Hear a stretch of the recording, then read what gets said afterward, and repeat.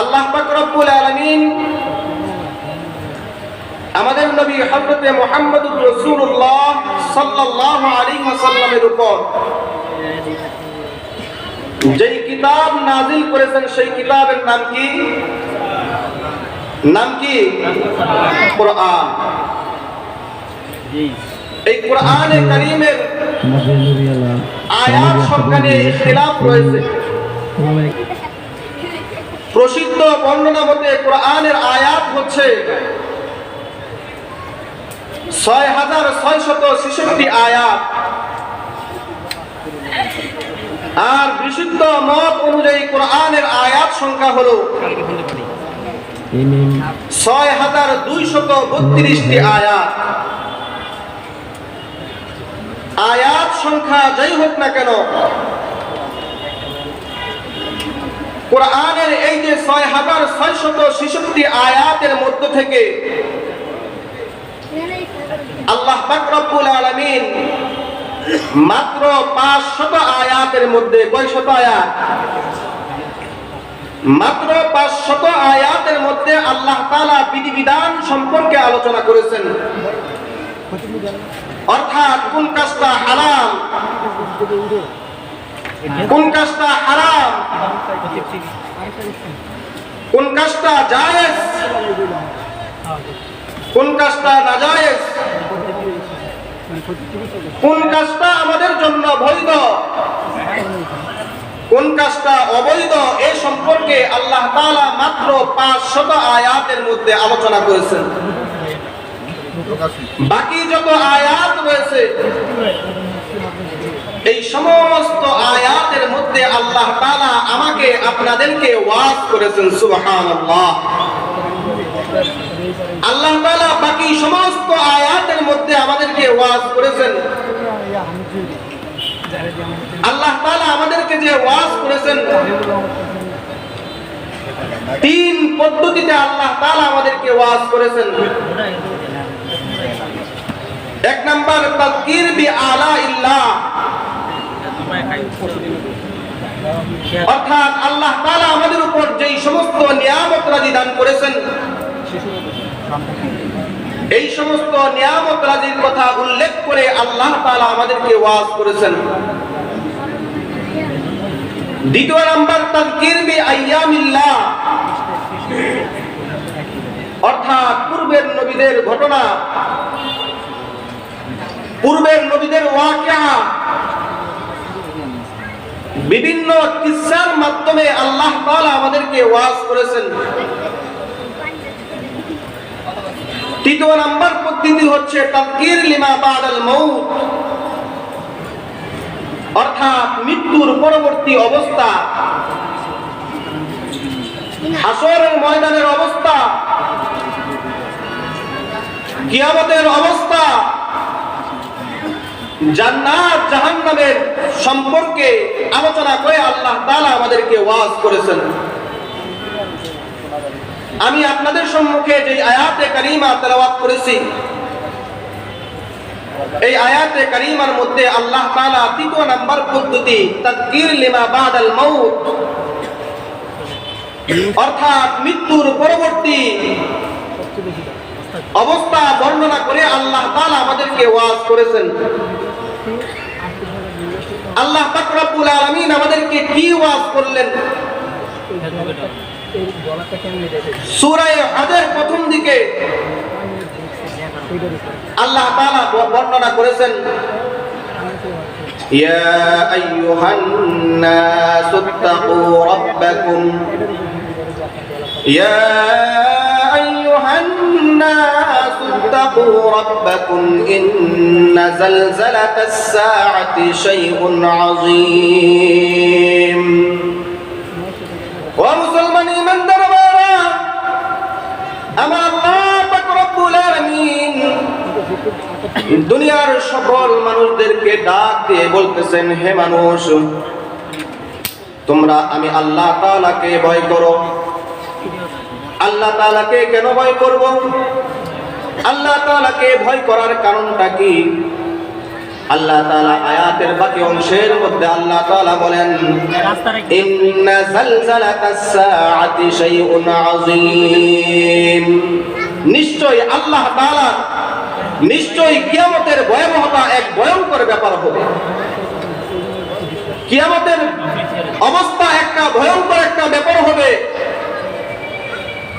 যে কিয়ামতের অবস্থাটা কেমন হবে, কেমন ভয়ঙ্কর অবস্থা হবে কিয়ামতের দিন, পরবর্তী আয়াতের মধ্যে আল্লাহ তাআলা বর্ণনা করতেছেন ইয়াউমা তারাউনাহা তাযহালু কুল্লু মুরদি'াতিন আম্মা আরদা'আত ওয়া তায'উ কুল্লু যাতি হামলিন হামলাহা ওয়া তারান নাসা সুকারা ওয়া মা হুম বিসুকারা ওয়ালাকিন্না আযাবাল্লাহি শাদীদ। আমার আল্লাহ তাআলা বলতেছেন যে সেই দিন কিয়ামতের ভয়াবহতা এত ভয়ঙ্কর একটা অবস্থা হবে, এত ভয়ানক একটা অবস্থা হবে। কিয়ামতের ভয়াবহ অবস্থা থেকে দুধবর্তী নারীরা, যাদের কোলের মধ্যে দুধের সন্তান রয়েছে, তারা তাদের দুধের সন্তানকে রেখে পলায়ন করতে লাগবে। দুনিয়ার মধ্যে যত ভালোবাসা আর মহাব্বত আছে, সর্বশ্রেষ্ঠ ভালোবাসা হচ্ছে মা তার সন্তানকে ভালোবাসে, নাকি? কিন্তু কিয়ামতের ভয়াবহ অবস্থা এত ভয়ঙ্কর হবে যে কিয়ামতের ভয়াবহ অবস্থা দেখে দুগ্ধবর্তী নারীরা তাদের দুধের সন্তানকে রেখে পলায়ন করতে লাগবে। গর্ভবতী মহিলারা গর্ভপাত করে ফেলবে। দুনিয়ার মানুষগুলোকে দেখে মনে হবে তারা পাগল হয়ে গেছে, মাতাল হয়ে গেছে। আসলে মানুষ পাগল হয় নাই, মাতাল হয় নাই। কিয়ামতের ভয়াবহ অবস্থা দেখে মানুষের এমন অবস্থা হবে। দুনিয়ার এই যে বিশাল বিশাল পাহাড়গুলো আমরা দেখি, বিশাল বিশাল বিল্ডিং গুলো দেখি, এই সমস্ত পাহাড়গুলো বিল্ডিং গুলো তুলার মতো উড়তে থাকবে। এত ভয়ানক একটা অবস্থা হবে কিয়ামতের দিন। মুহতারাম মুআজ্জিজ হাজরিন, কিয়ামতের পরেই হাসরের ময়দান কায়েম হয়ে যাবে। হাসরের ময়দানটা অত্যন্ত ভয়ানক একটা ময়দান হবে। হাসরের ময়দানটা কেমন ভয়ানক হবে যে বর্তমান সূর্য আমাদের থেকে 9,30,00,000 মাইল দূরে অবস্থিত। এটা হচ্ছে বিজ্ঞানীদের ভাষ্য মতে। কিন্তু হাসরের ময়দান যখন কায়েম হয়ে যাবে, তো সূর্যটাকে আল্লাহ তাআলা আমাদের মাথার অর্ধ হাত উপরে এনে দিবেন। ভয়ঙ্কর একটা অবস্থা হবে হাসরের ময়দানের। কেমন ভয়ানক অবস্থা হবে হাসরের ময়দানের। হাসরের ময়দানটা এত ভয়ানক হবে, সূর্যটা মাথার অর্ধ হাত উপরে থাকবে। মাথার মগজগুলো গরম পানির মতো টকবক টকবক করতে থাকবে। গলিত সীসার মতো মাথার মগজগুলো কান দিয়ে, নাক দিয়ে, বিভিন্ন ছিদ্র দিয়ে পড়তে থাকবে। ওই হাসরের ময়দানটা তো ভয়ানক হবে। আল্লাহর রাসূল সাল্লাল্লাহু আলাইহি ওয়াসাল্লাম বলেন, হাসরের ময়দানের মধ্যে সমস্ত মানুষ, নারী পুরুষ সকলেই উলঙ্গ অবস্থায় থাকবে। হযরতে আয়েশা সিদ্দিকা রাদিয়াল্লাহু তাআলা আনহা বলেন, ইয়া রাসূলুল্লাহ, ইয়া হাবিবাল্লাহ, হাসরের ময়দানের মধ্যে যে সকল মানুষ, নারী পুরুষ সকলেই উলঙ্গ অবস্থায় থাকবে, এটা কি আমাদের জন্য লজ্জাকর হবে না? আমাদের জন্য লজ্জার বিষয় হবে না? আল্লাহর রাসূল সাল্লাল্লাহু আলাইহি ওয়াসাল্লাম বলেন, আয়েশা, হাসরের ময়দানটা তো ভয়ানক হবে, তো ভয়ানক হবে যে কেউ কারো দিকে তাকাবে এমন মন মানসিকতাও কারো মধ্যে আসবে না। হাসরের ময়দানটা এত ভয়ানক একটা অবস্থা হবে হাসরের ময়দানে। ওই ভয়ানক হাসরের ময়দানের মধ্যে 50,000 বছর পর্যন্ত দাঁড়ায় থাকতে হবে। কয় হাজার বছর? কথা বলেন না কেন? কয় হাজার বছর? 50,000 বছর পর্যন্ত দাঁড়িয়ে থাকতে হবে ওই হাসরের ময়দানের মধ্যে। তাও আবার দুনিয়ার 50,000 বছর না, পরকালের 50,000 বছর। হাসরের ময়দানটা অত্যন্ত ভয়ানক একটা অবস্থা হবে। আল্লাহ রাসূল সাল্লাল্লাহু আলাইহি ওয়াসাল্লাম সাহাবায়ে কেরামদেরকে নিয়ে এরকম হাসরের ময়দানের আলোচনা করতেছিলেন। আল্লাহ রাসূল সাল্লাল্লাহু আলাইহি ওয়াসাল্লাম সাহাবায়ে কেরামদেরকে বললেন যে এই ভয়ঙ্কর হাসরের ময়দানের মধ্যে, এই ভয়াবহ হাসরের ময়দানের মধ্যে 7 শ্রেণীর মানুষকে, কয় শ্রেণীর মানুষ? 7 শ্রেণীর মানুষকে আল্লাহ তাআলা তার আরশের ছায়া দ্বারা ছায়া দান করবেন। সুবহানাল্লাহ।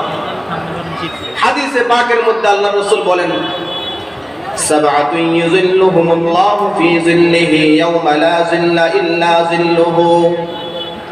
আল্লাহ রাসূল সাল্লাল্লাহু আলাইহি ওয়াসাল্লাম বলেন, 7 শ্রেণীর মানুষকে ওই ভয়ঙ্কর হাসরের ময়দানের মধ্যে, ওই ভয়াবহ হাসরের ময়দানের মধ্যে, যেই দিন আর কোনো ছায়া থাকবে না, আল্লাহ পাক রব্বুল আলামিন 7 শ্রেণীর মানুষকে তার আরশের ছায়া দ্বারা ছায়া দান করবেন। সুবহানাল্লাহ। এই 7 শ্রেণীর লোক কারা আমাদের জানার দরকার আছে নি? এই 7 শ্রেণীর লোককে আমরা হতে চাই, তাহলে যতটুকু সময় আছে, যতটুকু আলোচনা করা যায় মনোযোগ দিয়ে শোনার চেষ্টা করবে ইনশাআল্লাহ। আল্লাহর রাসূল সাল্লাল্লাহু আলাইহি ওয়াসাল্লাম বলেন, 1 নাম্বার শ্রেণীর লোক হচ্ছে আল ইমামুল আদিল, ন্যায়পরায়ণ বাদশা, ইনসাফকার বাদশা। যেই বাদশা তার বাদশাহিত্বের কাজটা ইনসাফের সাথে পরিচালনা করবে, অর্থাৎ আল্লাহ তাআলা হচ্ছে ইনসাফগার, আল্লাহ পাক রব্বুল আলামিন হচ্ছেন আদিল। এই জন্য আল্লাহ তাআলা আদিলদেরকে ভালোবাসেন। আর যারা দুনিয়ার মধ্যে যে সমস্ত বাদশাগণ আদিল হবে, ইনসাফগার হবে, আল্লাহর রাসূল সাল্লাল্লাহু আলাইহি ওয়াসাল্লাম বলেন, ওই ভয়ঙ্কর হাসরের ময়দানের মধ্যে, ওই ভয়াবহ হাসরের ময়দানের মধ্যে আল্লাহ তাআলা তাকে তার আরশে আজিমের ছায়া দ্বারা ছায়া দান করবেন। সুবহানাল্লাহ। এই জন্য ইনসাফগার শাসক হতে হবে। বর্তমান আমাদের সমাজের মধ্যে, আমাদের দেশের মধ্যে ইনসাফগার শাসক পাওয়া খুবই মুশকিল।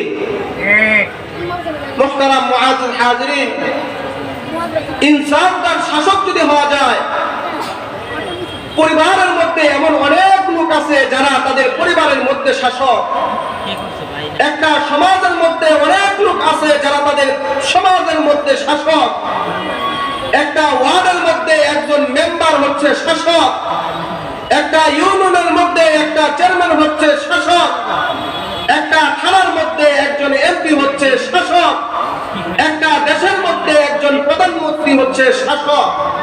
এই সমস্ত শাসকরা যদি ইনসাফের সাথে তাদের শাসন কাজ পরিচালনা করে, তাহলে আল্লাহর রাসূল সাল্লাল্লাহু আলাইহি ওয়াসাল্লাম বলেন, আল ইমামুল আদিল, যে আল্লাহ পাক রব্বুল আলামিন ওই ব্যক্তিকে ওই ভয়ঙ্কর হাসরের ময়দানের মধ্যে, ওই ভয়াবহ হাসরের ময়দানের মধ্যে আল্লাহ তাআলা তার আরশের ছায়া দ্বারা ছায়া দান করবে। আল্লাহ পাক রব্বুল আলামিন তার আরশের ছায়া দ্বারা ছায়া দান করবে। দ্বিতীয় নাম্বার গুণ হচ্ছে ওয়াশাবুন নাশা ফি ইবাদাতি রাব্বিহ, যে ওই যুবক, যেই যুবক যৌবন বয়সে আল্লাহ তাআলার ইবাদত করবে, যেই যুবক যৌবন বয়সে আল্লাহ তাআলার ইবাদত করবে, ওই ব্যক্তিকেও আল্লাহ তাআলা তার আরশের ছায়া দ্বারা ছায়া দান করবেন। সুবহানাল্লাহ। তৃতীয় নাম্বার গুণ হচ্ছে ওয়ারাজুলুন কলবুহু মুআল্লাকুন ফিল মাসাজিদ, ওই ব্যক্তি, যেই ব্যক্তির অন্তরটা তার মসজিদের সাথে লটকানো থাকবে, মসজিদের সাথে ঝুলন্ত থাকবে, তো আল্লাহ পাক রব্বুল আলামিন ওই ভয়ঙ্কর হাসরের ময়দানের মধ্যে, ওই ভয়াবহ হাসরের ময়দানের মধ্যে আল্লাহ তাআলা তার আরশের ছায়া দ্বারা তাকে ছায়া দান করবেন। সুবহানাল্লাহ। চতুর্থ নাম্বার গুণ ওয়ারাজুলানি তাহাব্বা ফিল্লাহি ইজতামা আলাইহি ওয়া তাফাররাকা আলাইহি, যে ওই দুই ব্যক্তি, যেই দুই ব্যক্তি একে অপরকে মহব্বত করে আল্লাহর জন্য, আবার একে